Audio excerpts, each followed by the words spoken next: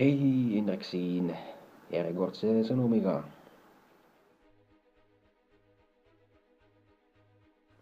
Kunagi ma panin tähele, kui ma töölt koju tulin, et ma seisan jälle sealsamas köögis, vaatan aknast välja.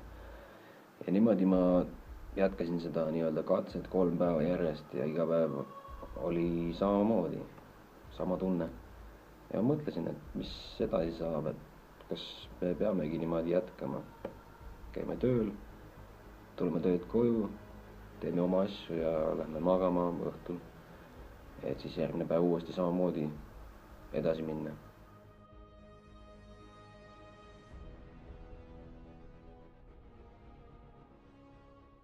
Kui me tahame midagi saavutada, siis me peaksime tegema seda, mis meile meeldib, ja teha seda iga päev, et iga päev sellest paremaks saada.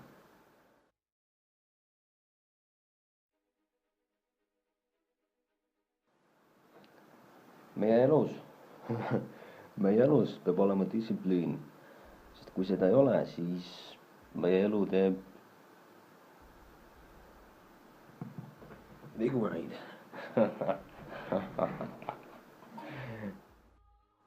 Meie elu võib igas suunas minna ja seda juhivad pigem teised kui me ise. Me peaksime olema võimelised tegema seda, mida teised ei tee, et olla sellised, nagu teised ei ole.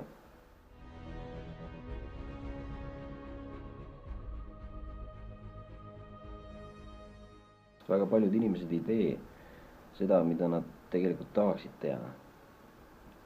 Nad ei pürgi oma unistuste suunas. Nad ei astu iga päev neid samme, mida peaks astuma.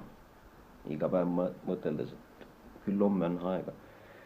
Aina edasi lükates. Aga see ei tööta. See ei tööta niimoodi.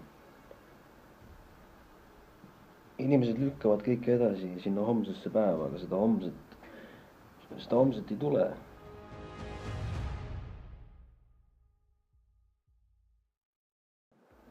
Ja kui me oleme siis midagi leidnud, mis meile meeldib teha, siis me peaks iga päev sellele keskenduma. Selle nimel töötama, oma unistust nii-öelda teoks tegema. Tee oma unistuste või siis millegi suure saavutamiseni tulebki tegelikult väikeste asjade tegemisest iga päev, samade asjade tegemisest. See on nagu rongi analoog. Kujuta ette, et sa oled rongis, mis on hästi täis ja sa tahad kõige ette jõuda. Sa lähed trügid kõigist mööda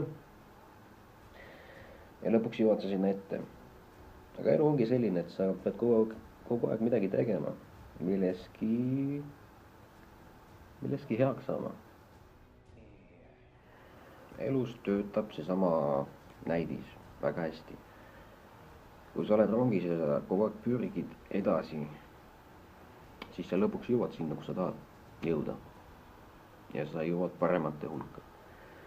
Aga kui sa jääd seisma, kui sa lõpetad oma tegevuse, siis sa lihtsalt istud maha ja sa vaatad, kuidas teised sinust mööduvad. Kogu aeg läheb. Teised saavad paremaks, sina ikka seisad, vaatad, ootad midagi.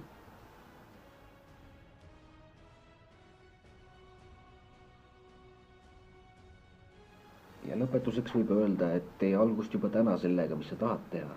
Sest aasta pärast sa mõtled, et mis ma oleksin suutnud saavutada selle aastaga. Nii, ja kirjutame selle üles. Alusta juba täna. Ja niimoodi me täna lõpetame. Kõike kaunist teile.